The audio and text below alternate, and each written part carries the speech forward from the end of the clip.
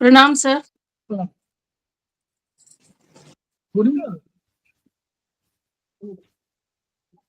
Video में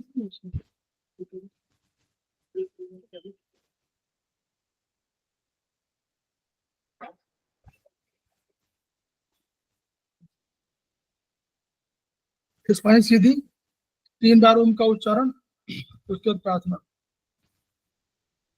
ओ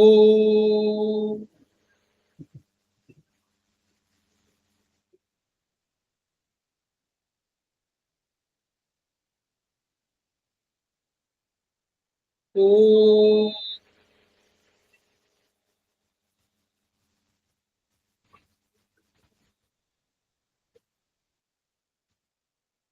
ओ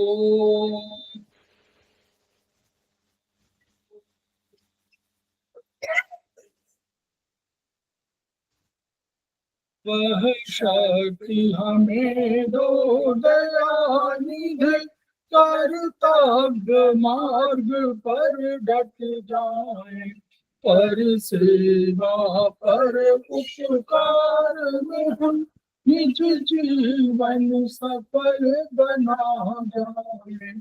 वह शक्ति हमें दो दयानिधि, कर्तव्य मार्ग पर डट जाए। हम दीन दुखी निबलों फिक्रों के सेवक बन संताप हरे, जो है बिछड़े भूले भटके, उनको तारे खुद तर जाए। वह शक्ति हमें दो दयानिधि, कर्तव्य मार्ग पर डट जाए। चल देश दंभ पाखंड छूट, अन्याय से निश दिन दूर रहे, जीवन हो शुद्ध सरल अपना, शुच प्रेम सुधारस बरसाई। वह शक्ति हमें दो दयानिधि, कर्तव्य मार्ग पर डट जाए। निज आन मान मर्यादा का प्रभु ध्यान रहे, अभिमान रहे। इस देव भूमि में जन्म लिया, बलिदान उसी पर हो जाए। वह शक्ति हमें दो दयानिधि, कर्तव्य मार्ग पर डट जाए। पर सेवा पर उपकार में हम निज जीवन सफल बना जाए।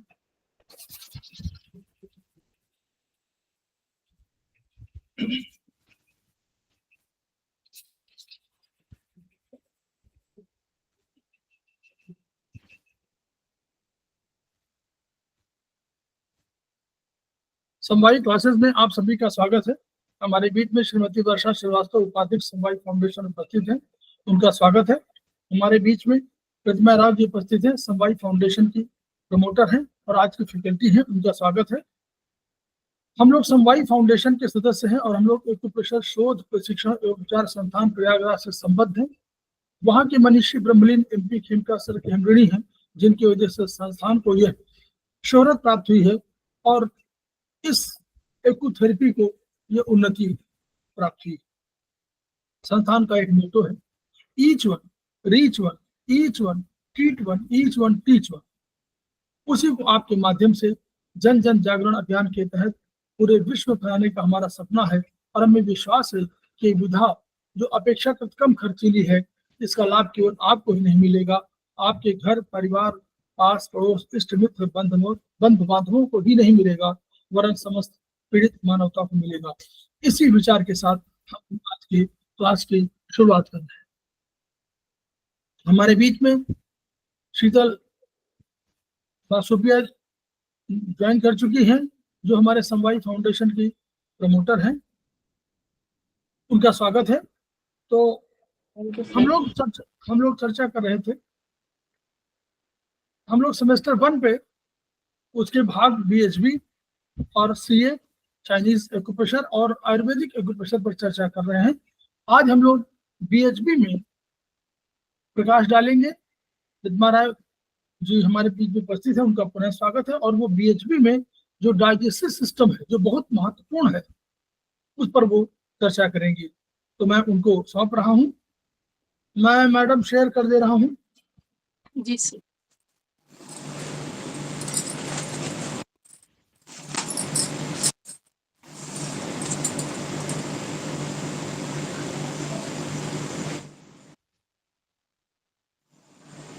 सभी गुरुजनों को प्रणाम सर। सर अरविंद सर को भी प्रणाम, सभी साथियों को नमस्ते। आज जो हम लोग पढ़ने वाले हैं डाइजेस्टिव सिस्टम। डाइजेस्टिव सिस्टम में एक टर्म आएगा, जो एक वर्ड आता है पीएच, उसको पहले हम लोग समझ लेते हैं। वही है ना सर? ये तो वही है, लेकिन हमारा वो शेयर नहीं हो रहा है। हाँ, जो बुक में है।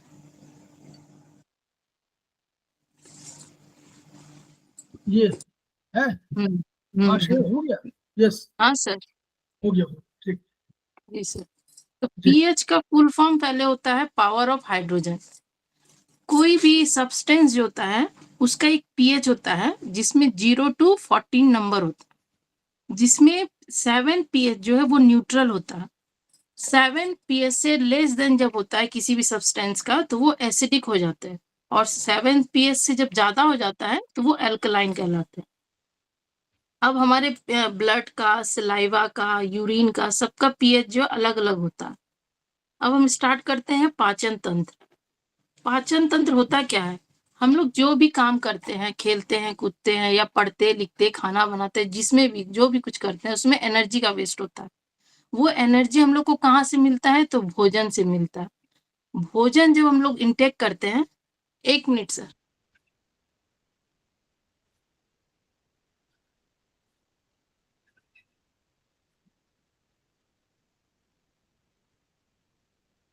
Sorry sir. तो भोजन जब इंटेक करते हैं, तो वो भोजन जो है हमारा एनर्जी के रूप में हमारे शरीर में आता है। वो कैसे होता है? जब हम भोजन इंटेक करते हैं, तो ये पाचन तंत्र के कार्य से ही हमारे खून में, ब्लड में जो है वो न्यूट्रिशन जाता है, जिससे हमें हमारे बॉडी को एनर्जी मिलता है। तो हम पढ़ते हैं पाचन क्या है। पाचन वह प्रक्रिया होता है जिसमें जो है भोजन केमिकली और मैकेनिकली दोनों मिल के जो है, ये छोटे छोटे भोजन के टुकड़े को जो है छोटे छोटे घटकों में विभाजित कर देते हैं, और यही जो है ब्लड में अवशोषित हो जाते हैं, जिससे जो है न्यूट्रिशन मिलता है, हमें एनर्जी प्राप्त होती है। डाइजेस्टिव सिस्टम वो प्रक्रिया है जिसमें एक ही काम को करने के लिए बहुत सारे ऑर्गन और ग्लैंड मिलकर ये कार्य करते हैं। तो कोई भी सिस्टम में जब एक ही कार्य को करने के लिए विभिन्न बॉडी पार्ट, ग्लैंड, ऑर्गन्स जब मिलके करते हैं, तो उसे क्या कहते हैं? डाइजेस्टिव सिस्टम कहते हैं। बहुत सरल भाषा में हम लोग कह सकते हैं कि बहुत ही जटिल पदार्थ को बहुत ही सरल पदार्थ में बदलने की क्रिया को पाचन क्रिया कहते हैं। इसका मेन कार्य होता है कि भोजन को ऊर्जा के रूप में निर्माण करना। भोजन से उसको तोड़ के पाचन वो ऊर्जा निर्माण करते हैं। तो अब पढ़ते हैं बुक का लैंग्वेज। बुक में दिया है कि मनुष्य के भोजन में कार्बोहाइड्रेट, प्रोटीन, वसा, लवण, विटामिन एवं जल सम्मिलित है। इनमें से कार्बोहाइड्रेट, प्रोटीन व वसा क्रमश ग्लूकोज, एमिनो एसिड एवं फैटी एसिड के रूप में ही शोषित हो सकते हैं। अतः पाचन तंत्र में इन्हें एंजाइम्स की सहायता से चरणों में, अलग अलग चरणों में हाइड्रोलाइसिस करके शोषण इकाइयों में लाया जाता है। माने ये जो कार्बोहाइड्रेट है, वो जब ये हाइड्रोलाइसिस हो जाता है तो वो ग्लूकोज में कन्वर्ट हो जाते हैं, और प्रोटीन अमीनो एसिड में हो जाते हैं, और वसा जो है वो फैटी एसिड में हो जाते हैं, और विटामिन जल तो वो डायरेक्ट ही एब्जॉर्ब हो जाते हैं, इसीलिए उनको डाइजेशन में नहीं लिया जाता है। डाइजेशन में डाइजेस्ट जो होता है वो कार्बोहाइड्रेट, प्रोटीन और वसा होते हैं। अब देखते हैं कि पाचन तंत्र के कार्य क्या क्या है। मेन मुख्यतः कार्य 4 हैं। एक है पाचन, डाइजेशन, श्रवण, सिक्रेशन, शोषण, एब्जॉर्प्शन, और उत्सर्जन, एक्सक्रीशन। इसमें जो है जब डाइजेशन होता है तो कुछ कुछ जो है एंजाइम सिक्रेशन होता है ऑर्गन से, किसी ग्लैंड से, फिर वो सिक्रेशन करके फिर कुछ जो है न्यूट्रिशन एब्जॉर्प्शन भी होता है, और उसके बाद जो वेस्ट प्रोडक्ट बचा रहता है वो एक्सक्रीशन मतलब हम लोग निकाल देते हैं। तो सबसे पहले डाइजेस्टिव ऑर्गन में हम लोग का सबसे पहले जो आता है वो आते हैं मुख गुहा, जिसको कहते हैं ओरल कैविटी। ओरल कैविटी में जो है मुख गुहा की बाहर की ओर सुरक्षा एक पेयर ऑफ लिप्स करते हैं। जो मुख गुहा का सुरक्षा जो है वो कौन करता है? हमारे 2 लिप्स करते हैं, एक पेयर जो लिप्स होते हैं। इनका खुलना और बंद होना मनुष्य की इच्छा पर निर्भर है।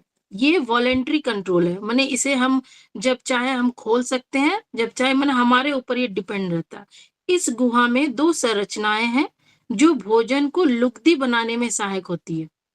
इसको भोजन को टुकड़ों-टुकड़ों में तोड़ के बोलस के रूप में बनाने में मदद करता है। कौन-कौन है? सबसे पहले आता है हम लोग का दांत, टीथ।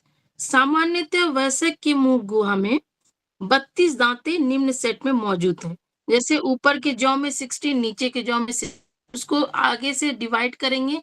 एक पार्ट में जो है राइट साइड में ऊपर के जॉ में 8, नीचे के जॉ में 8, फिर लेफ्ट साइड में 8, और राइट साइड लेफ्ट के नीचे साइड में नीचे के जॉ में 8, यानी टोटल हो गया 32। अब ये क्वेश्चन आता है कि दांत में जो है कितने प्रकार के मतलब दांत होते हैं? तो हम लोग लिख सकते हैं 4 प्रकार के होते हैं। सबसे फर्स्ट वाला जो है तो वो 4-4 पेयर के होते हैं, इंसाइजर। इनका कार्य होता है भोजन को काटने का। सेकंड है जो 2-2 के सेट में रहते हैं, कैनाइन, जिनका कार्य भोजन को फाड़ने में।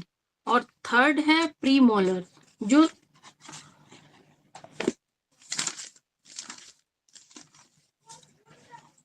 जो 4-4 के सेट में आते हैं, और लास्ट में सबसे है वो मोलर है, जो 6-6 के सेट में आते हैं। तो टोटल 32 दांत हो गया, टीथ। ये इन दोनों का, लास्ट वाले प्री मोलर और मोलर का कार्य होता है भोजन को ग्राइंड करना। माने बिल्कुल एकदम जिस तरह से मिक्सी में कोई सामान ग्राइंड होता है, उसी तरह से ये ग्राइंड करने का काम करते हैं। अब नेक्स्ट जो पार्ट आता है वो आता है टंग। टंग जो है ये हमारा फाइब्रोमस्कुलर ऑर्गन है, जो विशेष स्केलेटल मसल्स द्वारा संचालित होते हैं। इसकी ऊपरी सतह पर मतलब डॉर्सल साइड पर स्वाद ग्रंथियां होती है, टेस्ट बर्ड मौजूद होते हैं, जिन्हें विशेष संवेदी अंगों के साथ वर्णित किया जाएगा।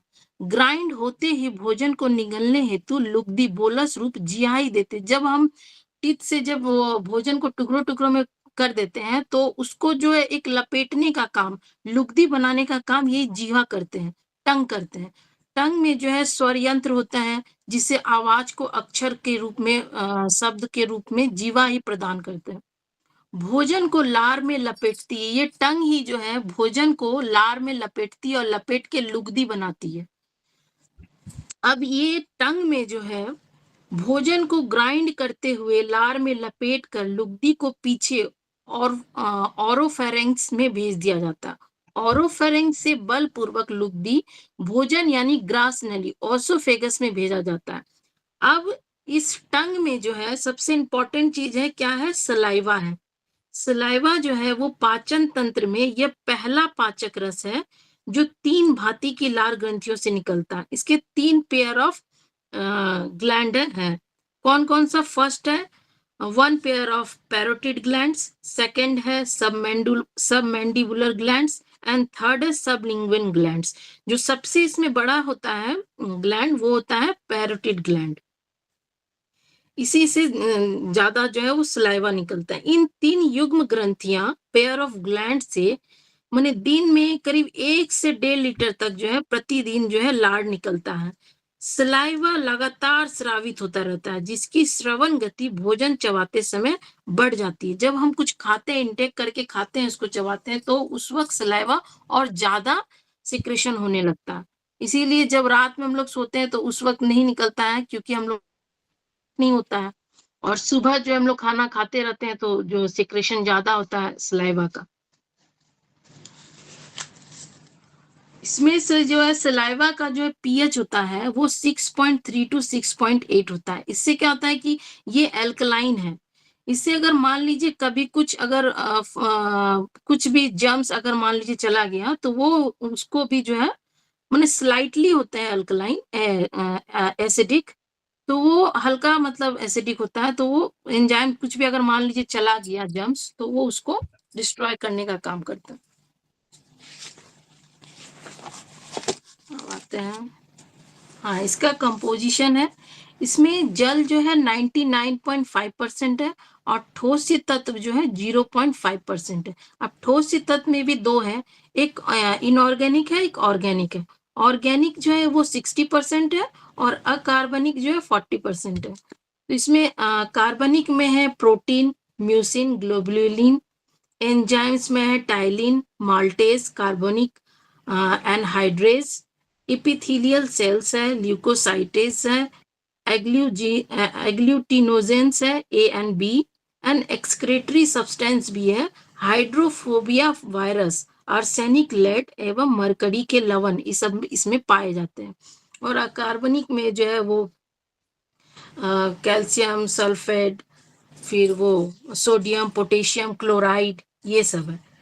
लार का पीएच 6.23 टू देखिए 6.8 होता है। यही मैडम देखो समझ लो, बता दीजिए ल्यूकोसाइट। देखिए इसमें ल्यूकोसाइट होता है। ल्यूकोसाइट्स। ल्यूकोसाइट हम लोगों ने पढ़ा है, ल्यूकोसाइट डिफेंस का है, डिफेंस का हमारा कण है ना ब्लड में। ल्यूकोसाइट यहाँ भी होता है, यानी कभी कोई बैक्टीरिया आया तो ये ल्यूकोसाइट क्या करेगा, उसको मारेगा, इसलिए उसका यहाँ पर है। ठीक है। और टाइलिन एंजाइम 2 नोट कर लीजिएगा, बहुत इंपॉर्टेंट। ये है टाइलिन और माल्टेज, दोनों बहुत इंपॉर्टेंट है। यही पहली बार ये एंजाइम पहली बार ब्रेक करते हैं और आपको यहीं से पाचन की क्रिया शुरू हो जाती है। ठीक है। हाँ, टाइलिन जो है वो भोजन में कुक्ड कार्बोहाइड्रेट को जो है माल्टोज में चेंज करते हैं। अब आते हैं इसमें जो है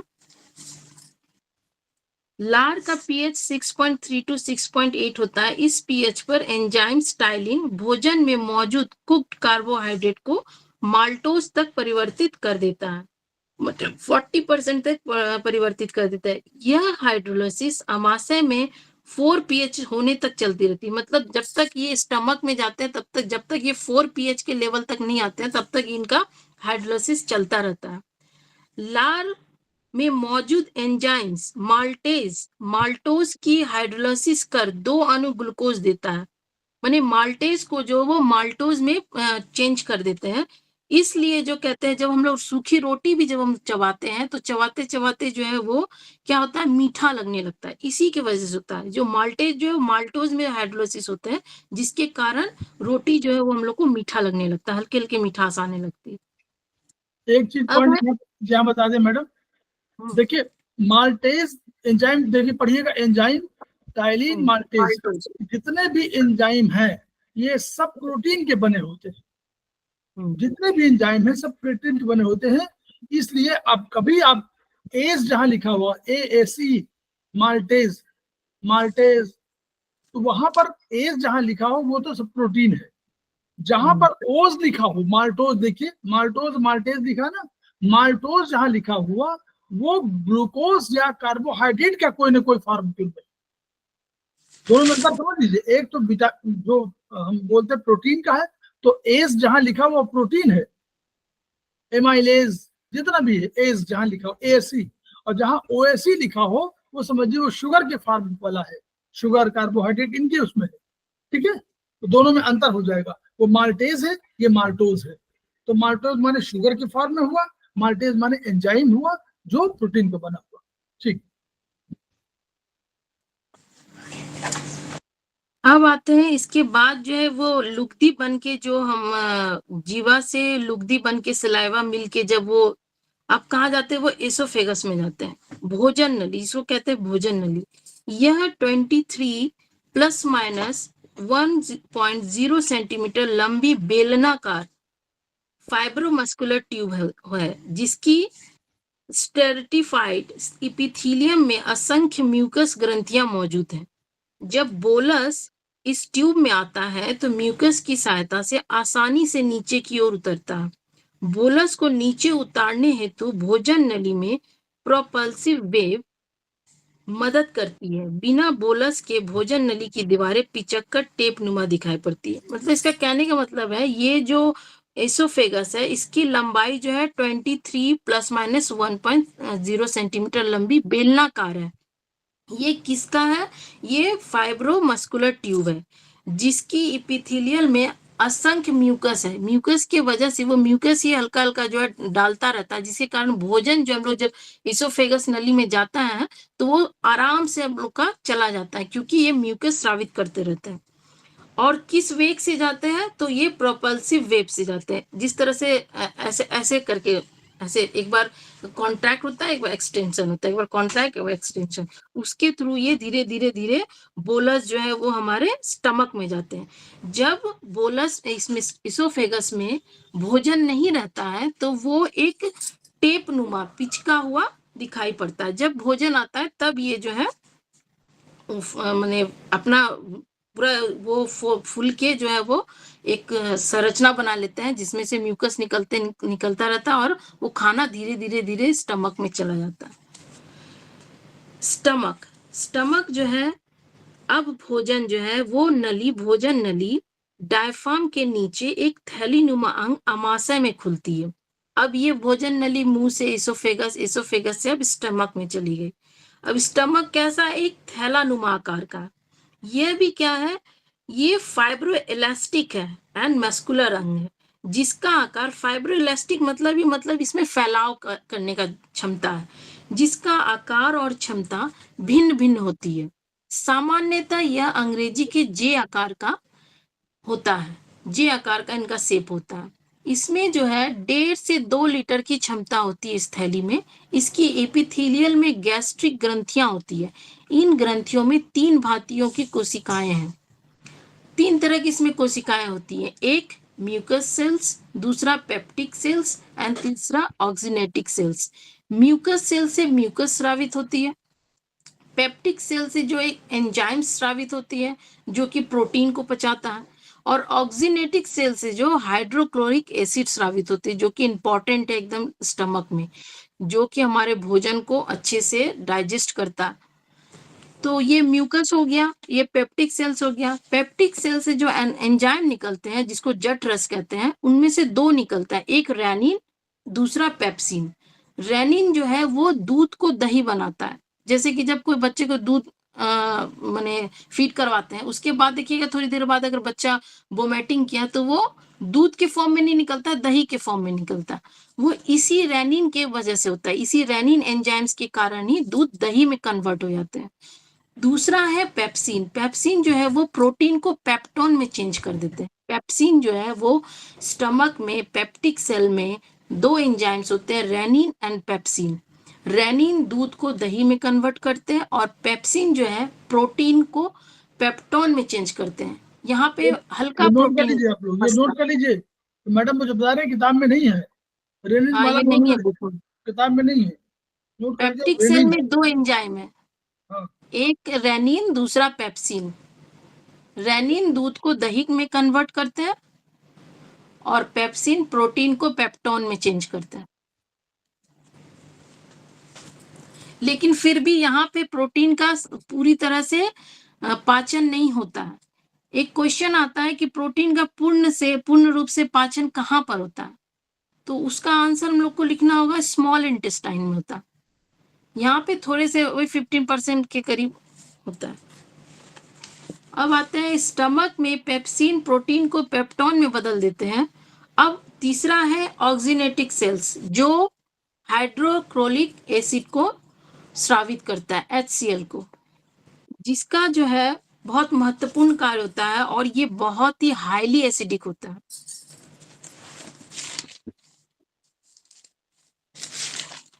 इसका पीएच जो होता है, हाइड्रोक्लोरिक एसिड का जो पीएच होता है वो 0.8 से 1.2 का होता है। माने अगर कोई चीज उसमें गया तो वो तुरंत उस चीज को गला देगा, इतना हाईली होता है एसिड। इसमें तो सर वो नहीं है ना, वो पिक्चर जो स्टमक का फंडस लेस कर्वेचर। वो पहले है, देखा है क्या उसमें? शायद उसमें तो नहीं है, अच्छा इसका, अच्छा सर आगे इसके पहले इसको पढ़ा देते हैं कंपोजिशन। डायग्राम में, हाँ डायग्राम में हो शायद हाँ हो। डायग्राम। तो अब देखते हैं स्टमक का कार्य क्या है। स्टमक का कार्य भोजन का संग्रह करना, मैंने इसमें भोजन जो है 4 घंटा रहता है, स्टोरेज करना, फिर गैस्ट्रिक जूस का सिक्रेशन करना, आंशिक जल ग्लूकोज एवं लवण मात्रा का शोषण करना, जो थोड़ा जल ग्लूकोज लवण होता है उसका भी एब्जॉर्प्शन करते हैं। अब गैस्ट्रिक जूस का कंपोजिशन क्या क्या है, इसमें भी जो है जल 98 टू 99% है एंड ठोस ये तत्व जो है 1.2% है। ठोस में अकार्बनिक और कार्बनिक है। कार्बनिक 0.13 टू 0.18% और कार्बनिक जो है 0.4 टू 0.9% है। कार्बनिक में म्यूसिन है, एंजाइम्स है जो पेप्सिन और लाइपेज है। तीसरा है इंट्रिंसिक एंड न्यूट्रोट्रॉपिक फैक्टर। अकार्बनिक में है sodium, potassium, chloride, sulphate and hydrochloric acid. अब यही जो पेप्सिन जो बोल रहे थे, पेप्सिन एंजाइम्स मात्र प्रोटीन अणु की हाइड्रोलिसिस करके लगभग 15% अमीनो एसिड फ्री कर देता है। मतलब बोले प्रोटीन को पूरी तरह से ये नहीं हाइड्रोलिसिस करते पचाता है, ये 15% तक उसको जो है हाइड्रोलिसिस करके अमीनो एसिड में फ्री कर देता है। हाइड्रोलिक एसिड अमाशय का विशेष सिक्रेशन है। विशेष सिक्रेशन ये इसका क्या है, स्टमक का हाइड्रोक्लोरिक एसिड। यही जब हम लोग खाली पेट रहते हैं, जब भोजन नहीं करते हैं, तो यही एसिड जो है हम लोग का रिफ्लेक्ट होके एसोफेगस में आता है, जो कि हमारे गले में जलन का महसूस होता है, जलन। इसी को जठराग्नि बोलते हैं आयुर्वेद में। यस, यही जठराग्नि है, ठीक है। हाइड्रोक्लोरिक एसिड के कारण इसका कार्य क्या है, यह मुंह से आए भोजन को जीवाणुओं से मुक्त करता है। अगर किसी कारण कुक फुक्ड होने के बाद भी अगर कोई फॉरेन मटेरियल हमारे मुख गुहा से अगर एसोफेगस के थ्रू हमारे स्टमक में चला भी गया, तो ये हाइड्रोक्लोरिक एसिड के कारण जो है वो जीवाणु वहीं पे मर जाएगा। निष्क्रिय पेप्सिनोजन को सक्रिय पेप्सिनोजन में बदलता है। जो निष्क्रिय पेप्सिनोजन रहता है उसको सक्रिय करता है, माने इनएक्टिव को एक्टिव में कर देते हैं पेप्सिनोजन को। फिर स्टार्च ग्रेन के चारों ओर सेल्यूलोज की मेम्ब्रेन होती है, जिसे गलाकर स्टार्च को स्वतंत्र करता है। माने जो भी हम लोग कार्बोहाइड्रेट में जो भी लेते हैं, उसके ऊपर जो एक लेयर रहता है, उस लेयर को ये हाइड्रोलिसिस करके गला करके उसको स्टार्च में कन्वर्ट कर देते हैं। चौथा है पेप्सिन के एक्शन के लिए ऑप्टिमम पीएच 1.2 टू 0.8 उपलब्ध करता है। माने ये हाइड्रोक्लोरिक एसिड जो है वो पेप्सिन को प्रोटीन में जब चेंज करता है, तो उसके लिए वो पीएच को जो है उस लेवल में पहुंचा देते हैं। कितने में, तो 1.2 टू 0.8 को उपलब्ध कराता है। अमाशय से भोजन तरल रूप से ही बाहर निकल सकता है। जब हम कुछ खाएं तो वो तो अमाशय से जो है तरल रूप में निकल सकता है, लेकिन ऐसा नहीं है। अमाशय के निकास द्वार पर क्या है, पाइलोरस है, जो सर्कुलर मस्कुलर फाइबर से बने होने के कारण एक वाल्व की भांति कार्य करते हैं। अमाशय में भोजन 3 से 4 घंटा रहता है और प्रोपल्सिव वेव के साथ यह तरल हाइलिक एसिडिक आगे ड्यूडेनियम को सौंप दिया जाता है। मैंने यहाँ भी वो प्रोपल्सिव वेव जो है कार्य करता है, जो कि एसोफेगस में काम करते थे। वह यहाँ भी खाना 3-4 घंटा रह के हाईली एसिडिक हाइड्रोक्लोरिक एसिड से मिल के एंजाइम सिक्रेशन करके उसको पचाता है। पचा के उसके बाद जो है इनका जो द्वार है जहां से ये खुल के ड्यूडेनियम में जाते हैं, स्मॉल इंटेस्टाइन के फर्स्ट पार्ट में, वहां पे एक लगा हुआ है पाइलोरस, पाइलोरस स्पिंचर जिसको कहते हैं। यहाँ पे है कि नहीं डायग्राम, तो वो लगा रहता है। क्यों लगा रहता है? क्योंकि, हाँ सर बोलिए। ये क्या छोटा सा टैबलेट वो वाला देखे, उसमें डायग्राम में देखे, हाँ सर दिखाइए। डायग्राम में देखे, मान लीजिए कहीं हो, इसमें तो छोटा सा नहीं है। नहीं,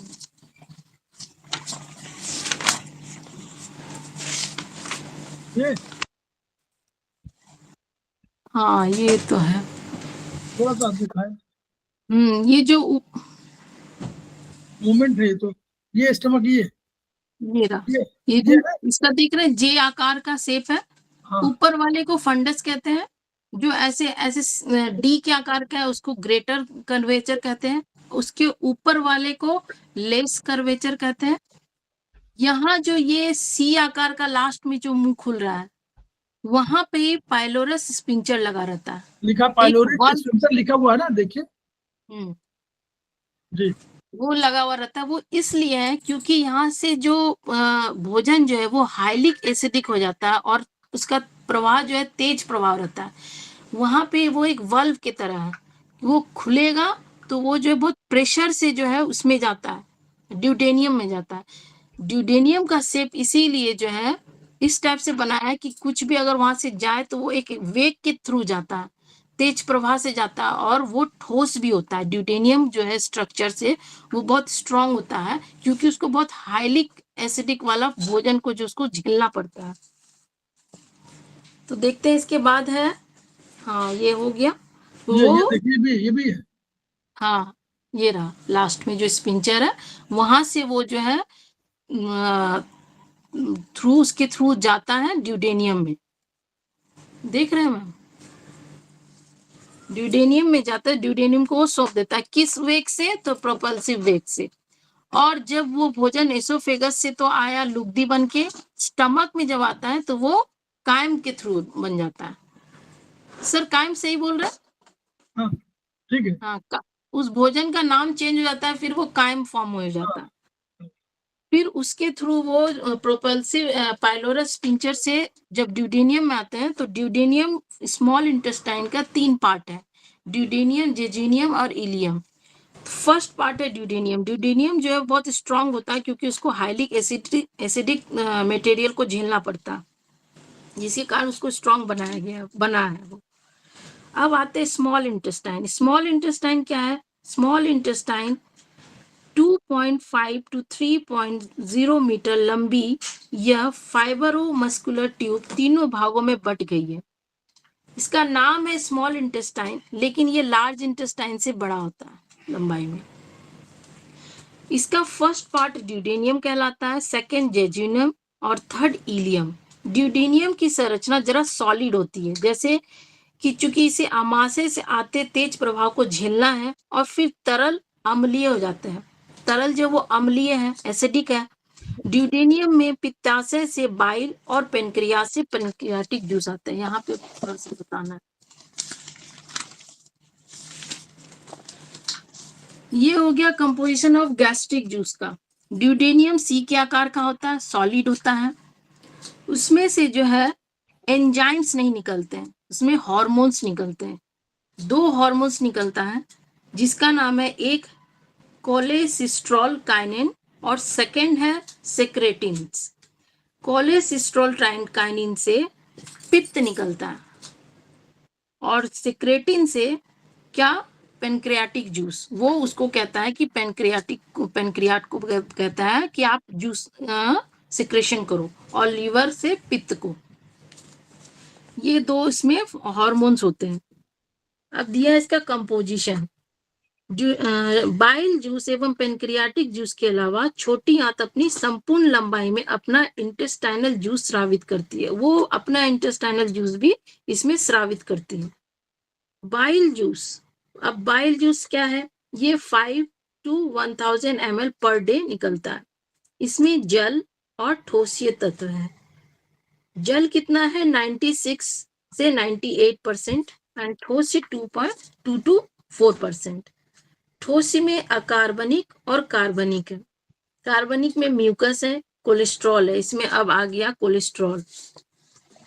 तीसरा है bile salt, fatty acid, bile pigment and alkaline फॉस्फेटिस।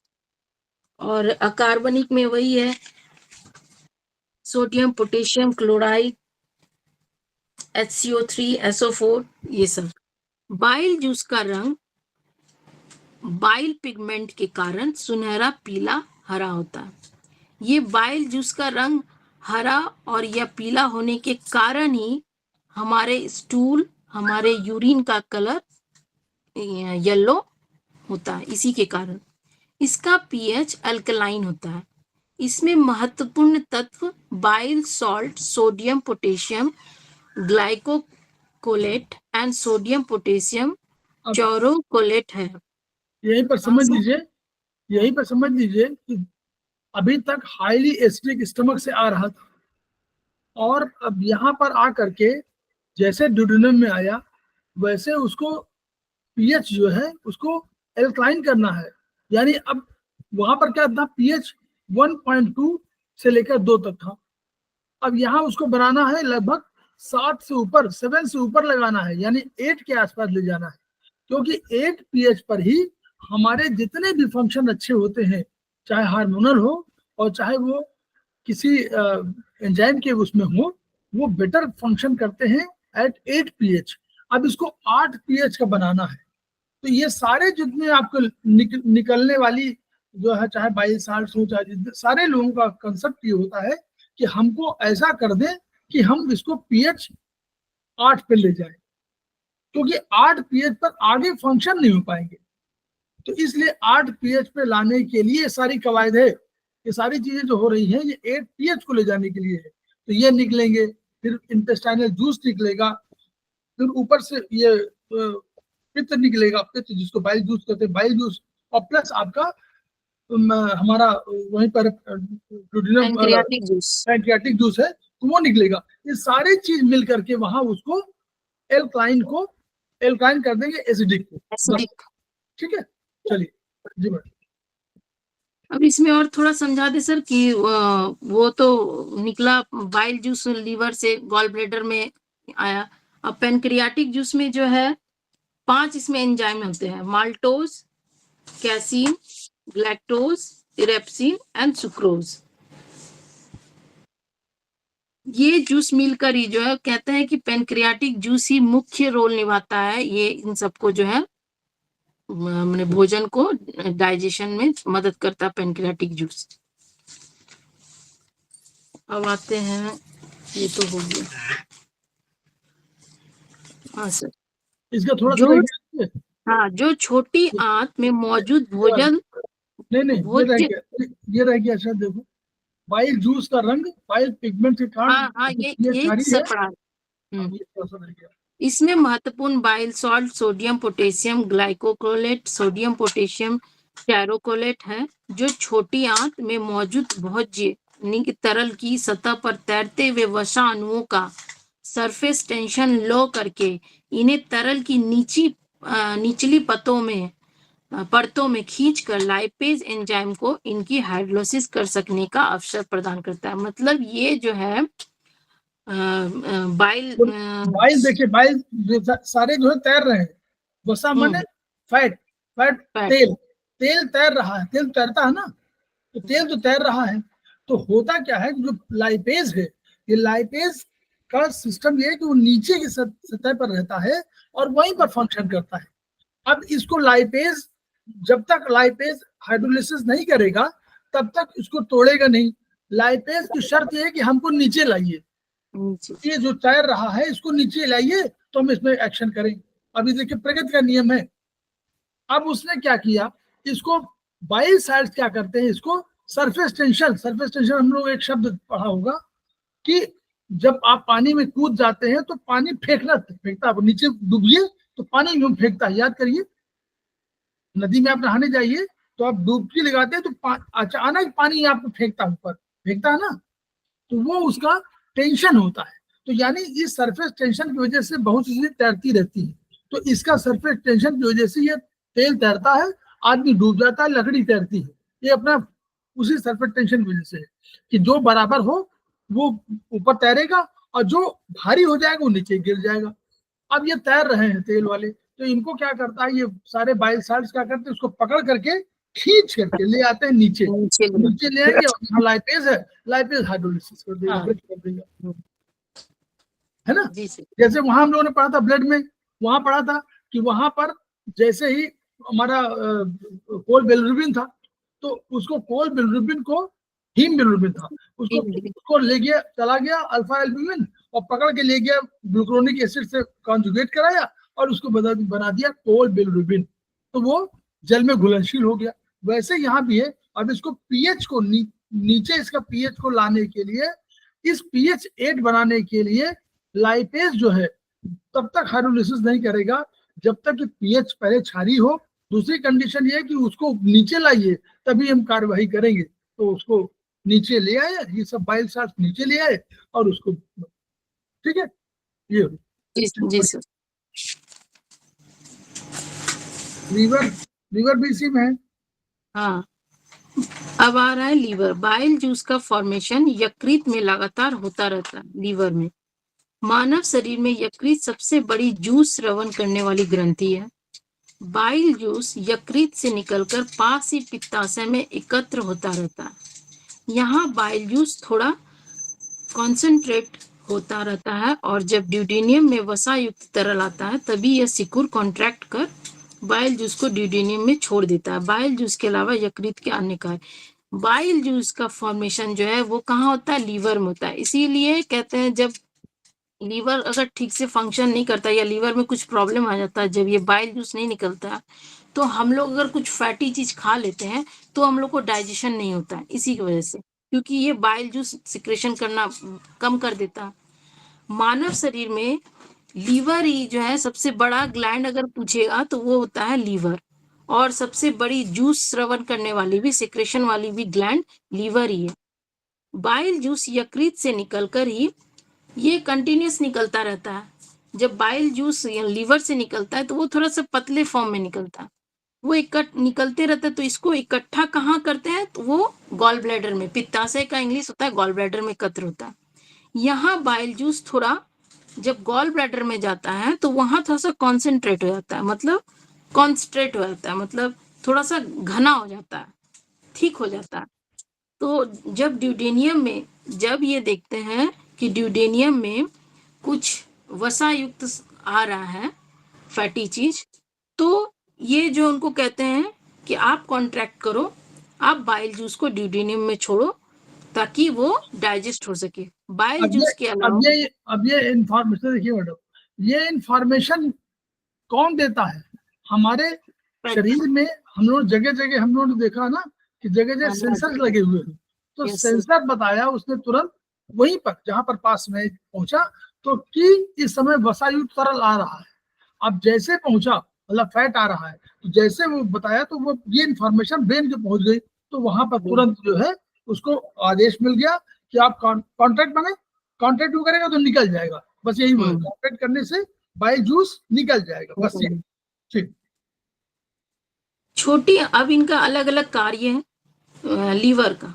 छोटी आंत से शोषित होकर भोजन तत्व रक्त के माध्यम से यकृत में आते हैं। इन शोषित हुए तत्वों को जीवाणु रहित करता है। मतलब जब छोटी आंत से सारा ये मटेरियल जब एब्जॉर्प्शन हो जाता है, मतलब इनका न्यूट्रिशन सारा एब्जॉर्प्शन होकर जब ये रक्त के माध्यम से यकृत में जाते हैं, तो यकृत जो है, लीवर इनको डिटॉक्सिफाई करते हैं, डिटॉक्सिफाई करके तब फिर ये लंग्स को भेजते हैं। दूसरा काम क्या है, स्टोरेज।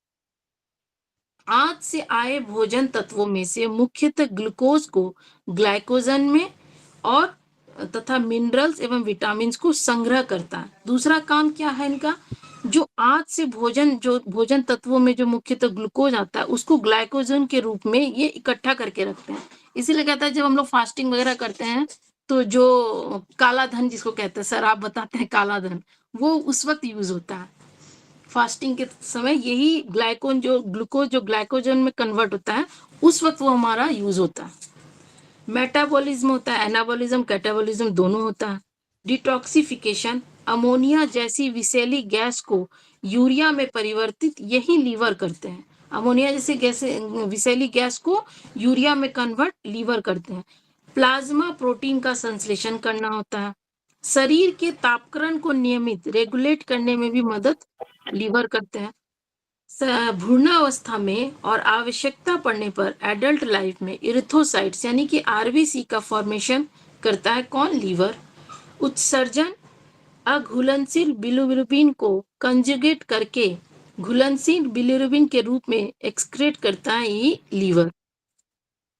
सर और कुछ बताएंगे तो आप? नहीं ठीक, बढ़िया, बहुत बढ़िया, ठीक है काफी।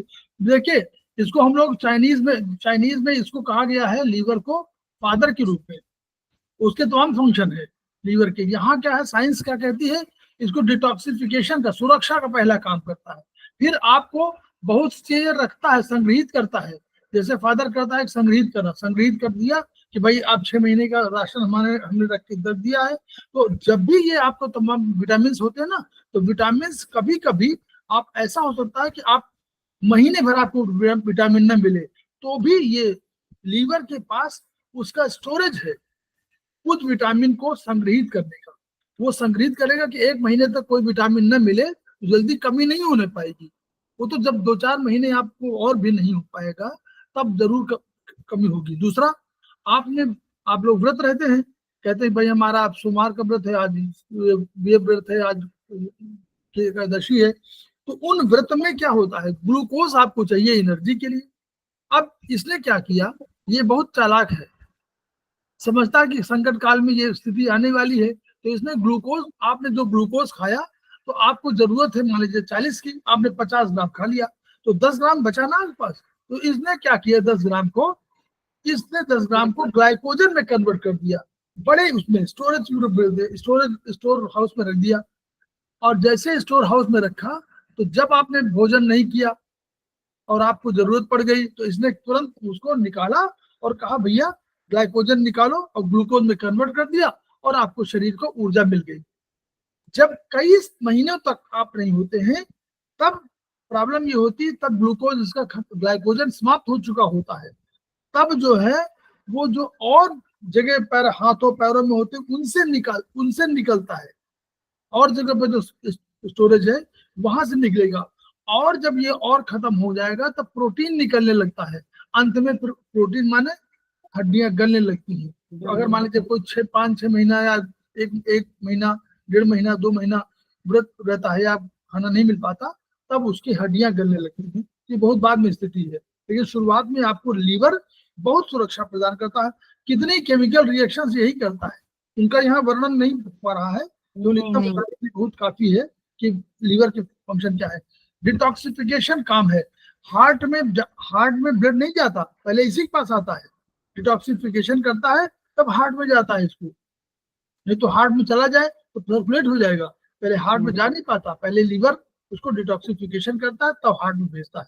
ठीक है, टोटल वेन के थ्रू। अब आ रहा है पेनक्रियाटिक जूस। पेनक्रियाज ग्रंथि अमाशय के नीचे ड्यूडेनियम के लूप में फंसी हुई है, जिससे लगभग 2-3 लीटर स्राव प्रतिदिन निकलता है। पेनक्रियाटिक जूस यानी कि पेनक्रियाज ग्रंथि जो है वो अमाशय के नीचे यानी कि हमारे स्टमक के नीचे जो है ड्यूडेनियम के लूप में फंसी हुई है, जिससे लगभग 2-3 लीटर प्रतिदिन जो है पेनक्रियाज जूस जो है निकलता रहता है। पेनक्रियाज, इसमें भी जो है जल 97 to 98% और ठोस तत्व 2 to 3% है। कार्बनिक एल्ब्यूमिन एंड ग्लोबुलिन का आंशिक संश्लेषण, एंजाइम्स, फिर प्रोटियोलाइटिक एंजाइम्स, ट्रिप्सिन, काइमोट्रैप्सिन, इलास्टेज, रिबोन्यूक्लीज,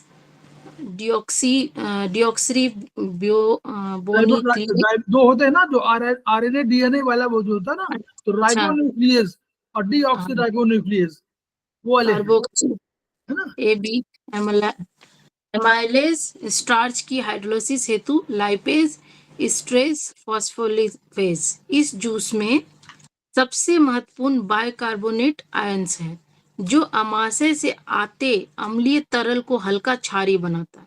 माने वो तो हाइलिक एसिडिक आता है धीरे धीरे स्टमक से, तो इसको जो ये पेनक्रियाटिक जूस जो है उसको वो अल्कलाइन में चेंज कर देता है। अन्यथा पेनक्रियाटिक जूस एवं इंटेस्टाइनल जूस में मौजूद एंजाइम्स हाइड्रोलाइसिस का कार्य नहीं कर सकते थे। पेनक्रियाटिक एंजाइम्स प्रोटीन, कार्बोहाइड्रेट एवं वसा को 80 to 90% हाइड्रोलाइज्ड करके अमीनो एसिड, ग्लूकोज एवं फैटी एसिड अणुओं को स्वतंत्र कर देते हैं।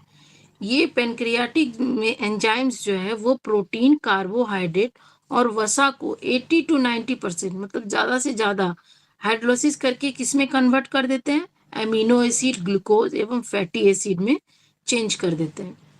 अब आप इससे यहाँ समझिए कि ये जो पैंक्रियाटिक एंजाइम है, तो अगर पैंक्रियाटिक एंजाइम का रोल अब समझ लीजिए, पैंक्रियाटिक यानी पैंक्रियाज से निकला हुआ कोई एंजाइम, यानी फंक्शन ऑफ पैंक्रियाज महत्वपूर्ण है किसके लिए? मेटाबॉलिज्म के लिए। 80 to 90% हाइड्रोलाइज्ड होता है, यानी एमिनो एसिड, ग्लूकोज जो हम चाह रहे हैं, शुरू में हम कह रहे हैं कि पाचन होना चाहिए, तो amino acid, glucose, fatty acid को स्वतंत्र करने मतलब कि फ्री कर देता है, मतलब बना देता है। तो अब इसने बनाया, तो अब कभी कोई प्रॉब्लम ऐसी आ रही है कि हमको मेटाबॉलिज्म, कैटाबॉलिज्म की प्रॉब्लम आ रही हो, तो हमको ट्रीटमेंट ऑफ पैंक्रियाज जरूर करना चाहिए, पीएन।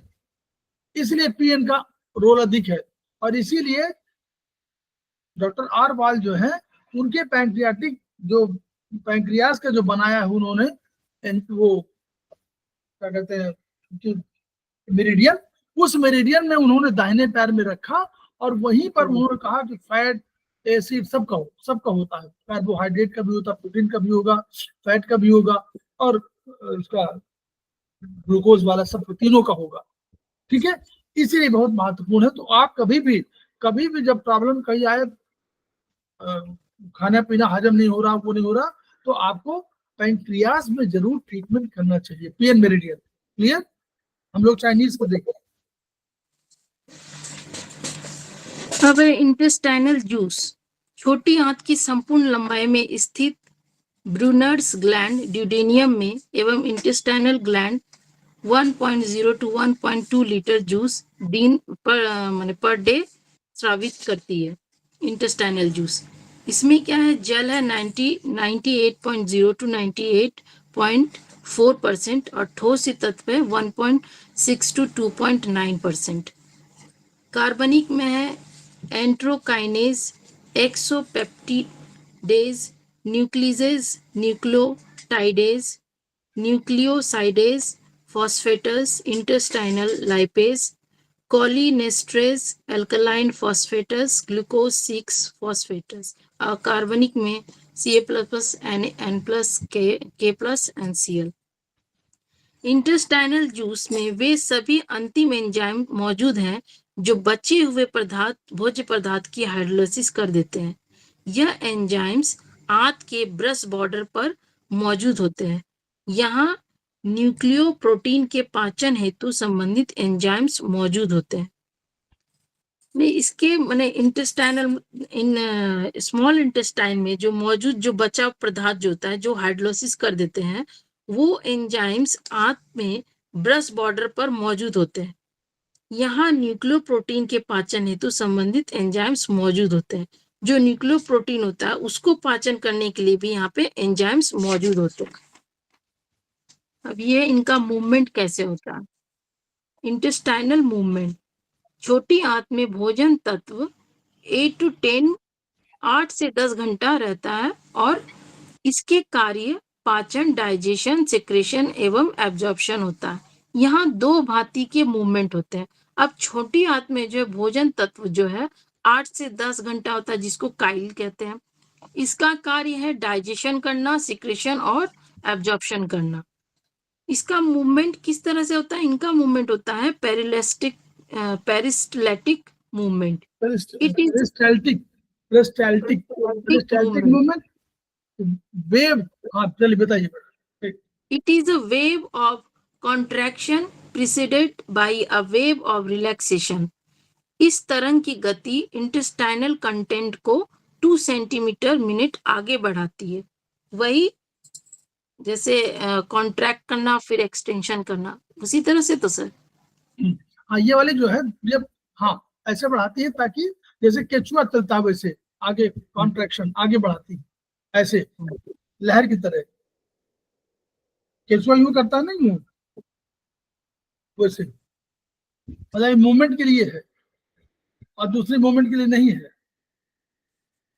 चलिए ठीक है मैडम। दूसरा है सेगमेंटेशन मूवमेंट। यह वेव इंटेस्टाइन को सेगमेंट में बांटती रहती है। इसकी वजह से एंजाइम्स को अधिक सरफेस एरिया क्रिया हेतु मिलता रहता है। इस वेव के कारण इंटेस्टाइनल फूड कंटेंट बार बार चॉप होता रहता है। इस वेव से फूड कंटेंट कतई आगे नहीं बढ़ते हैं।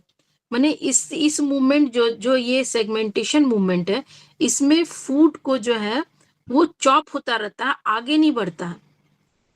इसकी वजह से जो एंजाइम्स को अधिक जो है वो जैसे जो जेजेनियम में जो है जगह को फैला देता है। और सेगमेंटेशन मूवमेंट होता है, इस मूवमेंट में चॉपिंग होता है। कोई भी चीज जो फूड जो जाता है वो चॉपिंग होता है, लेकिन इसमें आगे नहीं बढ़ता है। आगे बढ़ता है पेरिस्टेलेटिक मूवमेंट से। छोटी आंत में तत्वों का शोषण। अब एब्जॉर्प्शन कैसे होता है? छोटी आंत का अगला महत्वपूर्ण कार्य भोजन तत्वों के हाइड्रोलाइसिस के फलस्वरूप उत्पन्न glucose, amino acid, fatty acid, cholesterol, लवण, विटामिन तथा जल का शोषण करना है। छोटी आंत में क्या होता है, जब भोजन को हाइड्रोलाइसिस कर लेते हैं तो उसमें से जो उत्पन्न होता है glucose, amino acid, fatty acid, cholesterol, लवण, विटामिन, जल, उनका ये शोषण करते हैं। शोषण करने हेतु छोटी आंत की एपिथेलियल मॉडिफाई होकर विली, मतलब इसके अंदर जो है स्मॉल इंटेस्टाइन के अंदर जो है एक लेयर है, जिस लेयर में जो है विली नाम का एक संरचना होती है जो छोटी छोटी उंगली की तरह होती है। एक विलिटस उंगली आकार की संरचना है जिसमें एक सेंट्रल, लैक्टियल और पेरिफेरल ब्लड कैपिलरीज होती है।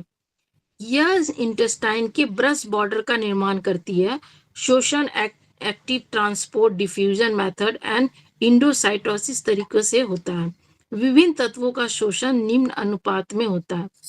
इसी को नोट कर लीजिए, विलस, ये विली विली कहते हैं इसको, तो विलाई बोलते हैं। तो विलाई ये है, उंगली की तरह है। ये केवल इसका पर्पस क्या है? पर्पस ये है कि उसका स्पेस बढ़ा देना। जो आपका शोषण का बल ये सोखना है, तो आपने तिरपाल जैसे देखा, तिरपाल में तमाम फैला दीजिए, वैसे ही ये वाला विलाई। और उसी तरह ब्रेन में भी ये हमारे ऊपर खबर नीचे बने हुए हैं, वो केवल इसलिए होता है कि स्पेस बढ़ जाए। इस स्पेस बढ़ने से क्या होता है, वो यूं यूं करके पूरा बना देते हैं ताकि स्पेस बढ़ जाए, तो आपका एब्जॉर्प्शन इतने जगह में अधिक हो जाए, बस ये पर्पस है उसका। और ये कैसे होता है? शोषण एक्टिव ट्रांसपोर्ट, डिफ्यूजन मेथड और इलेक्ट्रोसाइटोसिस, एंडोसाइटोसिस, मैंने यानी दोनों चीजें। एक्टिव ट्रांसपोर्ट भी होता है, तो एक्टिव में क्या होता है, एनर्जी खर्च होती है।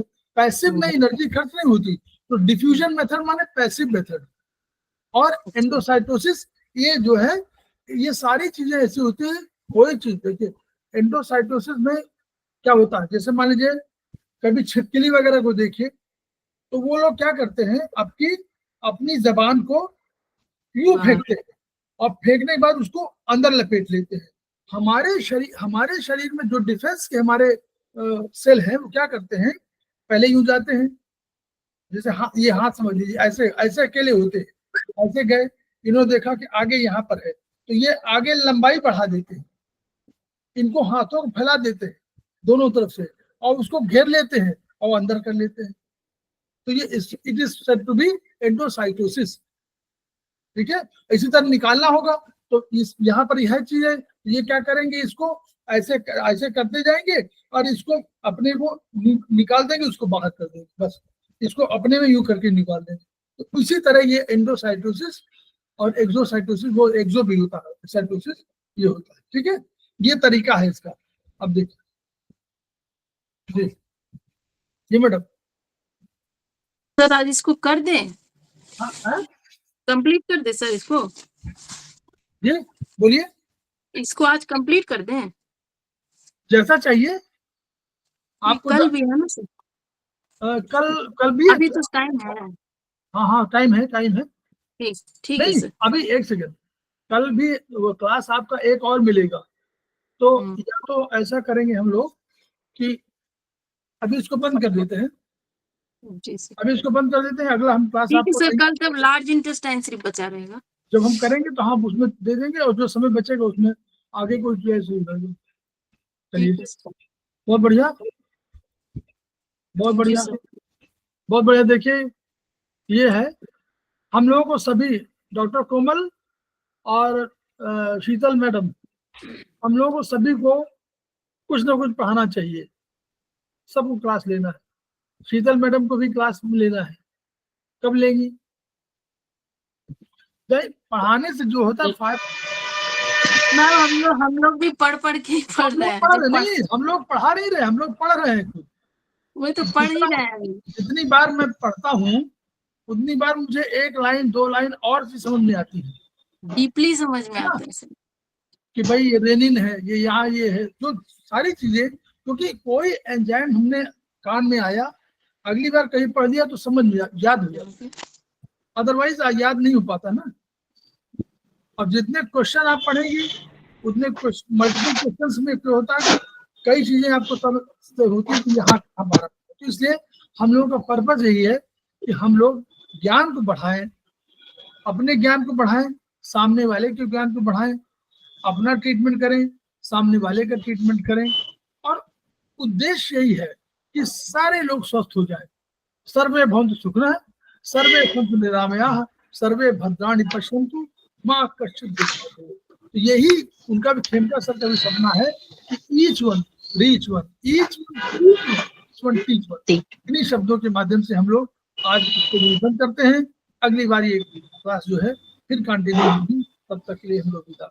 आज हम लोग थैंक यू प्रतिमा मैम, आपने बहुत अच्छे से पढ़ाया, सच में बहुत अच्छा समझ में आया। अभी कल हम रियली मैडम बहुत अच्छा था।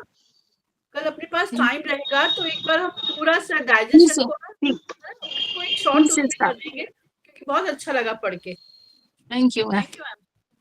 Thank you Pratima ji, seriously बहुत अच्छा पढ़ाया आपने। Thank you. थैंक